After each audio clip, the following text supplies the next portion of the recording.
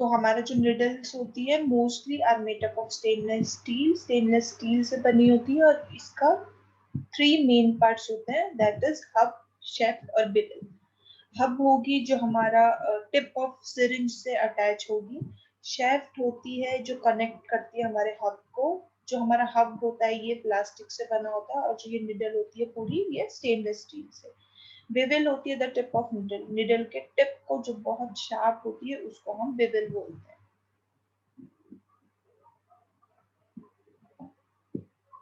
Needle size, अब needle के अलग अलग साइजेस में हमें अवेलेबल है, जैसे 19 गॉज का ये निडल है, 20 गॉज, 21 गॉज, 23 गॉज और 25 गॉज। निडल के साइज में हमारा उल्टा होता है, जितना निडल का साइज बढ़ेगा, ठीक है, उतना निडल हमारी छोटी होती रहेगी। ठीक है, जैसे देखो 25 गॉज नंबर बड़ा है लेकिन निडल का साइज कितना छोटा है, 19 गॉज नंबर छोटा है लेकिन निडल बहुत बड़ी होती है इसमें। The gauze varies from 18 to 30. 18 gauze से 13 gauze तक का हमारी निडल्स आती है। Use longer needle for IM injection. IM injection में क्योंकि हमें डायरेक्टली इंजेक्शन को, निडल को, डेविल को पेशेंट के मसल्स में डालना होता है, तो इस टाइम इसके लिए हमको लॉन्ग निडल्स यूज करेंगे and shorter needles for subcutaneous injection. Subcutaneous जो सब क्यों हम इंजेक्शन क्यूटेनियस लेयर पे इंजेक्शन डालेंगे उसका निडल शॉर्ट होगी तो भी चलेगी, क्योंकि वो हम डायरेक्टली सबक्यूटेनियस लेयर में डाल रहे हैं। प्रिवेंटिंग निडल स्टिक इंजरीज, तो हमें निडल स्टिक इंजरीज को हम कैसे प्रिवेंट कर सकते हैं। One of the most potentially hazards procedure that healthcare personnel faces using and disposing of needles and sharp। ठीक है, जो सबसे मोस्टली हैजार्डस जो एक प्रोसीजर होता है, जो हेल्थ केयर में जो लोग काम करते हैं, वो यूजुअली जब यूज कर रहे होते हैं निडल पेशेंट्स के लिए या फिर डिस्पोज कर रहे होते हैं, उनको डिस्कार्ड कर रहे होते हैं, उस टाइम पे उनको निडल स्टिक इंजरी होने का बहुत ज्यादा रिस्क होता है। Needle stick injuries present a major risk of infection with hepatitis B virus, human immunodeficiency virus, HIV and many other pathogens। तो हमारा जो निडल स्टिक इंजरी है इससे हमारा और भी इन्फेक्शन हो सकते हैं, मतलब जैसे hepatitis B, HIV and other pathogens के। Use appropriate puncture proof disposable container to dispose of uncap needle and sharp. ठीक है, हमें प्रॉपर पंचर प्रूफ कंटेनर हमें डिस्पोजेबल यूज करना चाहिए अगर हमें निडल को डिस्कार्ड करना है, और कभी भी हमें जो निडल अनकैप्ड हो उसको वापस से कैपिंग नहीं करनी। नेवर थ्रो शार्प्स इन वेस्ट बैग बास्केट्स। ठीक है, और कभी भी हमें जो शार्प होते हैं जैसे निडल्स, एम्प्यूल्स, ठीक है, फाइल्स, वो कभी भी हमें नॉर्मल वाले डस्टबिन में नहीं डालने चाहिए। Never recap use needle, use needle को नेवर रिकैप करना चाहिए, तो कभी भी रिकैप नहीं करना चाहिए। When recapping a needle, use a one-handed scoop method। और अगर हमें recapping needle को करनी है तो हमें one-handed scoop method यूज करना है। This is performed by अब one needle one hand scoop method क्या है? Placing the needle cap and syringe with the needle horizontally on the flat surface। इसमें हमें needle को एक horizontally फ्लैट सरफेस पे रखना है। Insert the needle into the cap using one hand, हमें एक ही हैंड यूज करना है और इंसर्ट करनी है निडल को कैप में। Then using other hand to pick up cap and tighten it to the needle hub, और फिर दूसरा हैंड तब यूज करना है जब आप देखो कि वो निडल और कैप एक दूसरे के ऊपर हो, और उसको थोड़ा टाइट करने के लिए, जैसे ये वाला मेथड। ठीक है, जब ये इसके अंदर चले जाएगा, इतना हो जाएगा, तो आप दूसरा हैंड से इसको पकड़ के टाइट कर सकते हो। Cannula. A cannula is a flexible tube that can be inserted in the body। एक cannula एक flexible tube होती है जिसको हम अपनी body के अंदर insert करते हैं। A venous cannula is inserted into a vein। एक venous cannula होता है जिसको हम veins के अंदर डालते हैं for the administration of intravenous fluid, intravenous fluids को अंदर डालने के लिए, for obtaining blood samples या फिर blood sample किसी patient का निकालने के लिए, और for administering medicine या patient को medicine देने के लिए।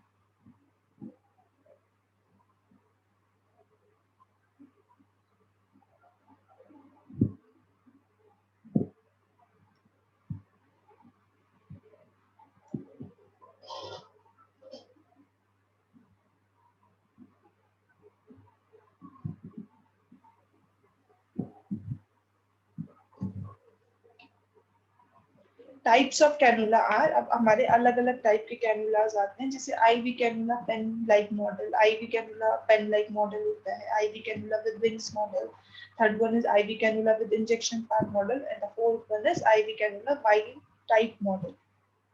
तो पेन लाइक मॉडल हमारा कुछ इस तरीके से दिखता है। विंग्स विद विंग्स मॉडल, इसमें हमारे छोटे छोटे जैसे बटरफ्लाई के विंग्स होते हैं, ऐसे विंग्स होते हैं कैनुला को, जिसको हम इजीली पकड़ के पेशेंट को अंदर डाल सकते हैं। With injection part model, injection part model में भी विंग्स होते हैं और ये इंजेक्शन की तरह दिखता है।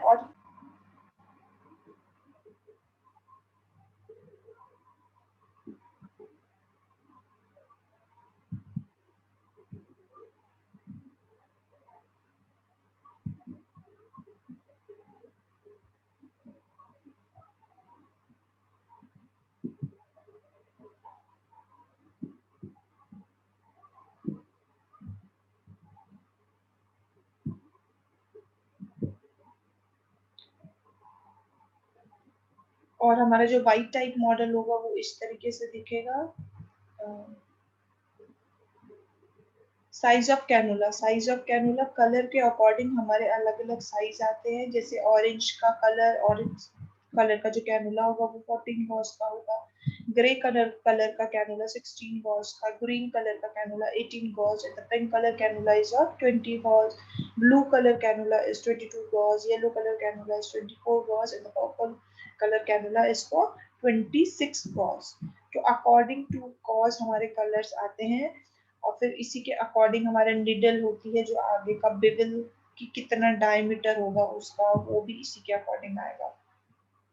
रूट्स ऑफ पेरेंट्रल थेरेपीज, अब हमारे पेरेंट्रल मतलब पेशेंट को इंजेक्शन देने के हमारे अलग अलग रूट्स है, जैसे इंट्राडर्मली, सबक्यूटेनियस, इंट्रामस्कुलर, इंट्रावीनस और एडवांस टेक्निक्स जैसे epidural, intrathecal, intraosseous, intraperitoneal, intrapleural and the intraarterial. Intradermal, intradermal में क्या होता है?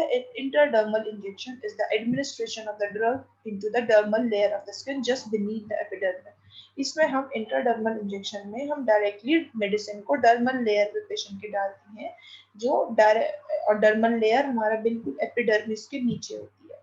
Usually only a single amount of liquid is use, और इसमें हम बहुत स्मॉल अमाउंट का मेडिसिन यूज करते हैं, लिक्विड यूज करते हैं, दैट इज 0.1 ml। एग्जाम्पल दे रखा है, जैसे 0.1 ml का मेडिसिन हम देंगे पेशेंट को इसमें। This method of administration is frequently use for allergy testing and tuberculosis screening. और ये जो मेथड है हम यूजुअली किसके लिए यूज करते हैं? तब यूज करते हैं जब हम हमें किसी का एलर्जिक रिएक्शन चेक करना हो, जैसे ट्यूबरकुलोसिस में, या किसी मेडिसिन का एलर्जिक रिएक्शन यूज करना हो, पेशेंट को एंटीबायोटिक देने से पहले हम एलर्जिक रिएक्शन यूज करते हैं, तब हम लोग। और फिर सेकंड है यूज अ ट्यूबरकुलिन और small hypodermic syringe for skin testing. ठीक है, इसको हम ट्यूबरकुलिन भी बोलते हैं, फिर स्मॉल हाइपोडर्मिक सिरिंज भी बोलते हैं फॉर स्किन टेस्टिंग के लिए हम लोग ये यूज करते हैं। देखो ये हमारा एक फोटो है जिसमें ये इंट्राडर्मली एक सिस्टर पेशेंट को मेडिसिन डाल रही है, तो ये डर्मल लेयर पे डायरेक्ट इन्फ्यूज कर रही है medicine. The angle of insertion for an intradermal injection is 5 to 15 degree. तो इसमें इंजेक्शन का हमारा एंगल क्या होगा? 5 to 15 degrees. After injecting a medication, medicine inject करने के बाद a small bleb resembling a mosquito bite appears on the surface of skin. इसमें क्या होगा? मेडिसिन इंजेक्ट करने के बाद पेशेंट को, जैसे जब मच्छर बाइट करता है, मॉस्किटो बाइट करेगा, तो उस टाइम पे जैसा मोटा सा बल्ब हो जाता है, वैसे ही एक हमारी स्किन पे, आउटर स्किन पे को शो होने लग जाएगा। इसका मतलब जो इंजेक्शन डाला है पेशेंट को वो बिल्कुल एप्रोप्रिएट प्लेस पे डाला है, डर्मल लेयर पे ही डाला है। सबक्यूटेनियस इंजेक्शन, सबक्यूटेनियस इंजेक्शन होता है जब हम पेशेंट के क्यूटेनियस लेयर पे हम मेडिसिन डाल रहे हैं। The outer posterior aspect of the upper arm, अब इसके कुछ साइड्स हैं, the abdomen, the anterior aspect of thigh, the scapular areas of upper back, the upper ventral और dorsal gluteal areas। ठीक है, तो ये हमारे कुछ एरियाज ऑफ सबक्यूटेनियस इंजेक्शंस हैं। Kind of drugs commonly administered, तो क्या क्या मेडिसिन हम सबक्यूटेनियसली एडमिनिस्टर करते हैं पेशेंट को? Vaccine, pre operative medication, operation होने से पहले मेडिकेशन कुछ कुछ जो हम सबक्यूटेनियस लेयर पे डालते हैं, नार्कोटिक्स, इंसुलिन, हेपेरिन। ठीक है, only small volume that is 0.5 to 1.5 ml हम मेडिसिन ही डाल सकते हैं पेशेंट को subcutaneously of medication are given subcutaneously the angle of insertion for a subcutaneous injection is 45 degree जो एंगल ऑफ इंसर्जन होती है सबक्यूटेनियस में ये सिर्फ हमारा 45 डिग्री का एंगल होगा हमारे इंजेक्शन हमारे स्किन के बीच में इंट्रामस्कुलर इंजेक्शन क्या होता है the angle of insertion for an IM injection is 90 degree जब angle of insertion IM injection का 90 डिग्री हो 2 to 5 ml of medication can be administered और इसमें हम 2 to 5 ml मेडिसिन पेशेंट को अंदर डाल सकते हैं into a larger muscle for an adult patient larger muscle जैसे डेल्टॉइड मसल्स होती है पेशेंट की ठीक है उसमें हम पेशेंट को डालेंगे इतना मेडिसिन आईएम इंजेक्शन के साइट्स हैं ventrogluteal dorsogluteal vastus lateralis deltoids और रेक्टस फीमोरिस ये हमारा different sites of giving IM injections हैं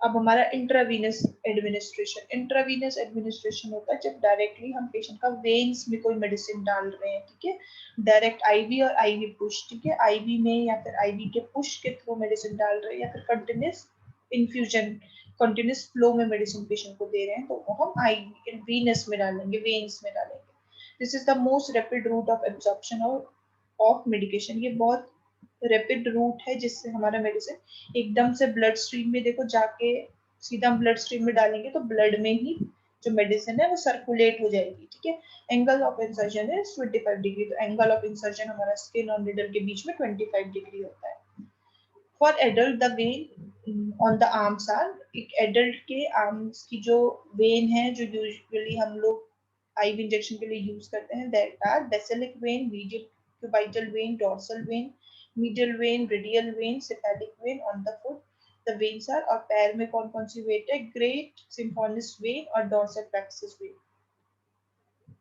parts of IV infusion sets और अब हमारे डिफरेंट पार्ट्स है हमारे आईवी इंफ्यूजन साइट के वो हैं needle connector injection site roller clamp spike tube air vented drip chamber से हम देख सकते हैं कि कितना ड्रिप पेशेंट को जा रही है अंदर और सॉल्यूशन फिल्टर जो सॉल्यूशन यहाँ से ट्यूब से आएगा वो फिल्टर के थ्रू फिल्टर होकर हमारा ड्रिप चैम्बर से पेशेंट के अंदर चले जाएगा complication to observe for during IV therapy अब क्या क्या कॉम्प्लिकेशंस है जो हमारे आईवी थेरेपी के ड्यूरिंग हो सकते हैं सबसे पहला है इनफिल्ट्रेशन होता है escape of fluid into subcutaneous tissue due to dislodgement of needle causing swelling and pain अगर आपने निडल डाली ठीक है ध्यान नहीं दिया निडल को या पेशेंट ने बहुत हाथ हिलाया या बहुत लंबे समय तक वो निडल है तो निडल जो आप वेन में डाली वहां से डिसलॉज हो सकते हैं मतलब इधर उधर हो सकती है तो इससे पेशेंट को जहाँ पे निडल डालिए वहां पे स्वेलिंग की कंप्लेन रहेगी या पेन होगा ग्रॉस इन्फिल्ट्रेशन में result in nerve compression injury which can result in permanent loss of function इससे क्या हो सकता है कि अगर ज्यादा उसमें इन्फिल्ट्रेशन हो गई पेशेंट को तो उधर की नर्व कंप्रेशन इंजरी भी हो सकती है जिससे हमारा जो वो साइट है वहाँ पे परमानेंट लॉस उसका जो फंक्शन होगा उस साइट का वो परमानेंट लॉस हो जाएगा ठीक है सिग्निफिकेंट टिश्यू लॉस या फिर परमानेंट डिसफिगरमेंट और लॉस ऑफ फंक्शन में result where there is infiltration the site should be change अगर आपको कहीं पे दिख रहा है ऐसा इन्फिल्ट्रेशन हो रही है तो आपको वो साइट एकदम से चेंज कर देनी चाहिए फ्लेबाइटिस होता है is the inflammation of veins जब वेन्स का इन्फ्लेमेशन हो जाता है तो उसको हम फ्लेबाइटिस बोलते हैं this may be result from mechanical trauma due to insertion to big size needle अगर आपने स्मॉल वेन आपकी वेन्स छोटी है और उसमें बड़ी साइज की निडल अंदर डाल दी तो इससे क्या हो सकता है इन्फ्लेमेशन हो सकती है उस वेन की और leaving a device in place for longer time ठीक है या फिर किसी वेन में कैनुला बहुत लंबे टाइम के लिए डाल दिया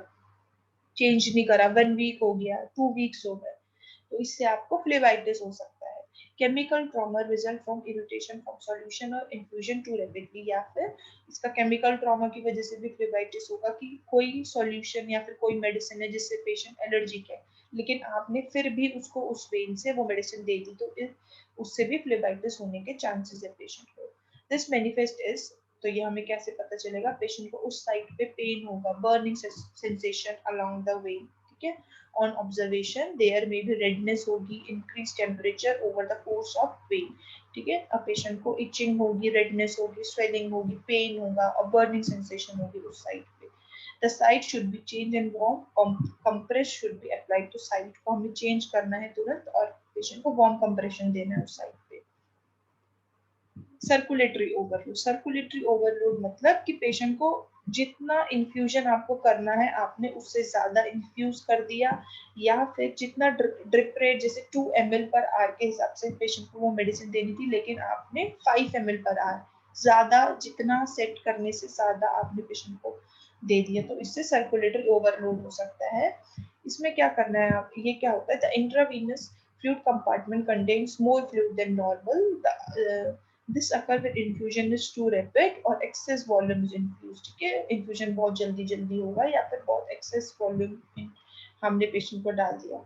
this manifest as dyspnoea, patient को डिफिकल्टी इन ब्रीदिंग होगी, कैसे पता चलेगा? कफ होगा, फ्रोदी स्पूटम, जब पेशेंट स्पूटम बलगम निकालेगा तो वो फ्रोदी होगा। गार्गलिंग सेंसेशन ऑफ एक्सपिरेशन, और पेशेंट का अगर एक्सपिरेशन होगा तो उसमें गर्गलिंग साउंड आएगा। एम्बोलिज्म, एम्बोलिज्म होता है obstruction of blood vessels bye travelling air, embolism और clot of blood, it is फेटल, ठीक है। एयर ऑब्स्ट्रक्शन हो जाएगी जब हमारे ब्लड वेसल्स में, ठीक है। तो वो कैसे होगी? अगर वहां पे कोई एयर एंट्री हो गई या फिर ब्लड क्लॉट वहां जम गया, तो इसकी वजह से एम्बोलिज्म हो सकती है और ये जानलेवा भी हो सकता है। Duties of nurses during therapy, तो नर्सेज की क्या ड्यूटी है? First of all she have to explain the need for IV therapy, need of IV therapy patient को समझाना है, what do to expect, duration of therapy, activities permitted during therapy, the procedure and observation to be made. Second one, help patient to maintain activities of daily living, bathing, grooming, feeding etcetera, patient का help करना है हमें daily living activities को करने में, जैसे कि नहाने में, ग्रूमिंग करने में, फीडिंग करने में, क्योंकि पेशेंट को एक हाथ में अगर कैनुला होगा, आईवी थेरेपी में होगा, तो इन सब पेशेंट को थोड़ा मुश्किल आ सकती है, उसको असिस्टेंट चाहिए होगा कोई।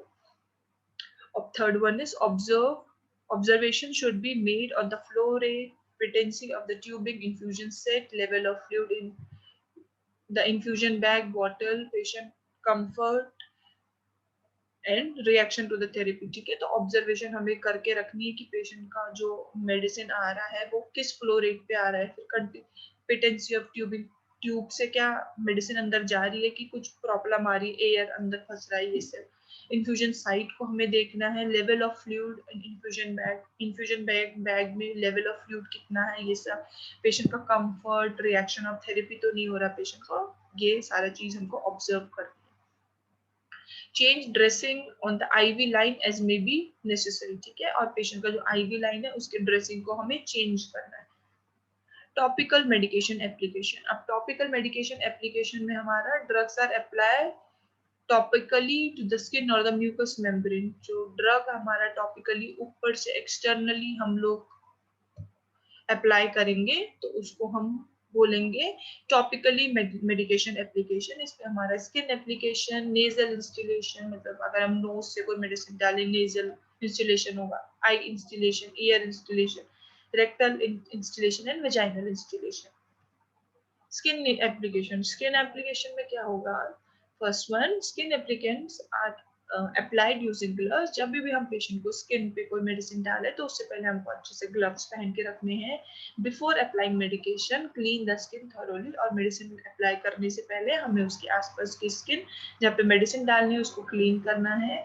Second, when applying skin applicant spread the medication evenly over the involve surface and cover the area with, ठीक है। जहाँ पे हमने पेशेंट को मेडिकेशन डाली है, मेडिसिन डाली है, वहां पे उस एरिया को हमें अच्छे से क्लीन करके रखना है, और जो मेडिसिन है वो हमें इवनली, मतलब हर जगह अप्रोप्रिएट अमाउंट में लगाना है। टॉपिकल स्किन और dermatology preparation include ointment, paste, cream, lotion, powder, sprays and patches, ये सब एग्जांपल्स हमारा स्किन एप्लीकेशन का। प्रोसीजर क्या है? स्किन एप्लीकेशन का सबसे पहले है पाउडर। अगर हमें पाउडर पेशेंट को डालना है तो हमें क्या करना है, make sure the skin surface is dry, जो स्किन का सरफेस है वो ड्राई हो। स्प्रेड अपार्ट स्किन फोल्ड, अगर पेशेंट को स्किन फोल्ड्स हैं उस जगह, पेशेंट ओबीज है या कोई ऐसा एरिया जहाँ पे स्किन फोल्ड ज्यादा होते हैं, तो हमें पहले स्किन फोल्ड को अलग करना है। And sprinkle the powder until the area is covered with fine thin layer of powder, और हमें स्प्रिंकल करना है पाउडर उस जगह पे तब तक जब तक एक पतली सी लेयर पाउडर की ना जम जाए उधर। Cover the side with dressing if ordered, और उसके बाद उस साइड को कवर करके रखना है अगर बोला हो तो। Lotion, shake the container before use, उस कंटेनर को यूज करने से पहले एक बार शेक करना है। Put a little lotion on a gauze dressing, ठीक है, गॉज ड्रेसिंग पे हमें थोड़ा सा लोशन लेकर रखना है पेशेंट और गॉज पैड या फिर गॉज पैड में, and apply the lotion to the skin by stroking it evenly in the direction of hair growth. और उसके बाद हमको जो हम गॉज में लेके रखेंगे थोड़ा सा लोशन, उसको हमें जिस स्किन पे लगाना है उस डायरेक्शन पे लगाना है जिस डायरेक्शन में hair growth. Cream ointment and paste, cream ointment and paste को कैसे करना है, take the medication in a gloved hand, medicine हमें ग्लव्स पहन के अपने हाथ में लेना है, अपने डोमिनेंट हैंड में। Spread it evenly over the skin using long stroke, उसके बाद फिर हमें लॉन्ग स्ट्रोक लगाना है उस मेडिसिन को जहाँ पे हमारा हेयर ग्रोथ होगी। And apply a sterile dressing if ordered bye physician, और उसके बाद अगर फिजिशियन ने बोला है तो एक स्टेराइल हमें स्टेराइल हमें ड्रेसिंग भी करनी है।